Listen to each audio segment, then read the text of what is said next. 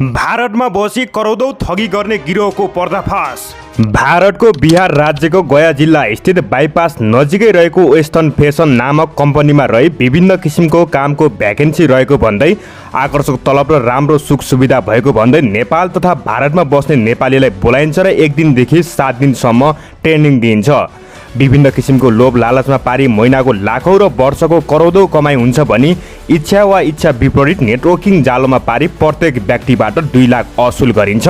ती व्यक्तिलाई फेरि उनीहरू जस्तै स्क्यामरको ट्रेनिङ दिन्छ। त्यसपछि उनीहरूको आफन्त अनि नजिकको साथीभाइलाई बोलाई ठगी गर्ने काम गरिन्छ। हजारौं नेपालीले करोडौं ठगी गरेपछि सो कम्पनी 2 महिनादेखि बेपत्ता भएको छ। ती मध्ये केही गिरोहरुको नायकी यी हुन्। बाँके जिल्ला नेपालगञ्ज बस्ने वर्ष 25 बटाउने राजन खड्का थोकी, जसले मेन नायकीको रूपमा काम गर्ने मध्ये एक हुन्। आफूले यस कम्पनीमा मनग्गे कमाएको भन्दै हजारौं नेपालीहरूलाई ठग्ने काम गरिरहेको छन्।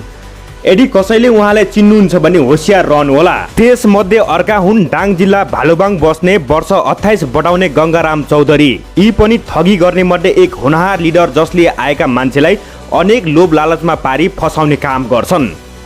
त्यसैगरी अर्का हुन् दाङ जिल्ला चौधियार घर बस्ने वर्ष 28 बटाउने विनोद चौधरी, जसले आफू सामान्य पढाइ लेखाइ भए पनि लाखौं कमाइ गरेको भन्दै आश्वासन दिँदै ठग्ने काम गरिरहेका छन्। यी गिरोहरुप्रति सरकारको ध्यानकर्षण होस् र पीडितका रकम फिर्ता गरी कडा भन्दा कडा कारबाही गर्न अनुरोध गर्दछौ। ठगीमा पर्ने नेपालीहरू अहिले अलपत्र अवस्थामा रहेका छन्। तिनीहरूको जिम्मेवार कसले लिने? ती मध्ये केही एकल महिला थिए भने धेरै जसो गरिब सर्वहारा निम्न वर्गका मान्छेहरू थिए।